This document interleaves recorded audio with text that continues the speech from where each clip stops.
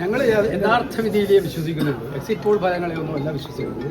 Exit poll ഫലങ്ങൾ പറഞ്ഞതിനൊക്കെ കൂടുതൽ വിജയം ഐക്യ ജനാധിപത്യ മുന്നണിക്ക് ഉണ്ടാകുമെന്നുള്ളതാണ് ഫീൽഡിൽ നിന്നുള്ള എല്ലാ റിപ്പോർട്ടുകളും കാണിക്കുന്നത്.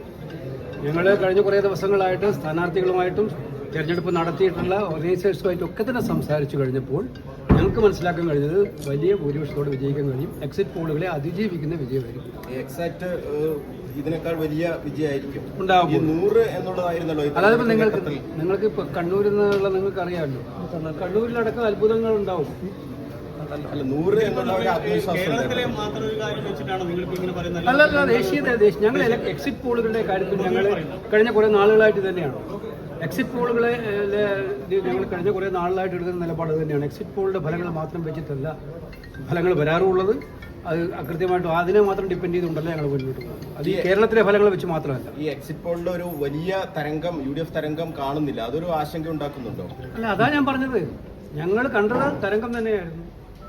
കാരണം വെച്ചാൽ ഈ സർക്കാരിനെതിരായിട്ടുള്ള ശക്തമായ വികാരം, ഇന്ദിരാ ഗ്യാരണ്ടിയോടുള്ള ഏറ്റവും ശക്തമായ പ്രതിബദ്ധത, അതൊക്കെ തന്നെയാണ് പിന്നെ ഞങ്ങൾക്ക് കാണാൻ കഴിഞ്ഞത്. അതുകൊണ്ട് എന്തായാലും ഇനിയിപ്പോൾ 4 ദിവസത്തെ കാര്യമുള്ളൂ, 4 ദിവസമില്ല, 3 ദിവസത്തെ കാര്യമല്ലേ ഉള്ളൂ.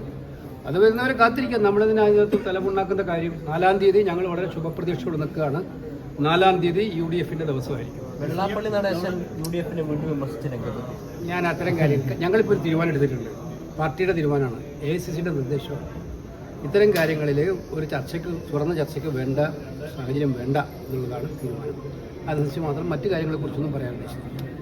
കണ്ണൂരും കേരളത്തിലൊരു പ്രധാനപ്പെട്ട ഒരു വിവാദം നിലനിൽക്കുന്നത് ഈ KPCC അധ്യക്ഷൻ സണ്ണി ജോസഫ് അയച്ചൊരു കത്ത് സംബന്ധിച്ചാണ്. അങ്ങനെ ഒരു കത്ത് സത്യത്തിൽ ഉള്ളതാണോ ഇല്ലാത്തതാണോ? അങ്ങനെ ഒരു കത്ത് ഞങ്ങൾക്ക് കിട്ടിയിട്ടില്ല, നിങ്ങൾ നേരത്തെ പറഞ്ഞിരുന്നല്ലോ. അത് കഴിഞ്ഞ ദിവസം K. സുധാകരന്റെ അടുത്ത KPCC പ്രസിഡന്റിന്റെ ഒന്നും കത്തിനൊന്നും വിവാദമില്ല. പോലീസ് അന്വേഷിക്കുന്നത് കോൺഗ്രസിലെ ആളുകൾ തന്നെയാണ് ഇതിനെ ചോദ്യം ചെയ്യുന്നത്. വരട്ടെ, എന്താ വരണം പോകുന്നത്. എന്തായാലും മുഖ്യമന്ത്രി ചർച്ചയുടെ കാര്യത്തിൽ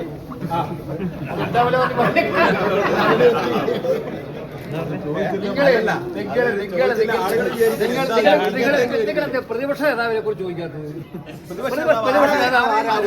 ആരാകും ചോദിക്കണം. അത് രാവിലെ മുതൽ വൈകുന്നേരം വരെ ചോദിക്കണം. ആ ചോദ്യം നിങ്ങൾ ചോദിക്കുന്നില്ല. വൺ സൈഡഡ് ആവാതെ നിങ്ങൾ കൃത്യമായിട്ട് വൺ സൈഡഡ് ആവാതെ നിങ്ങൾ കൃത്യമായിട്ട് ചോദിക്കുക.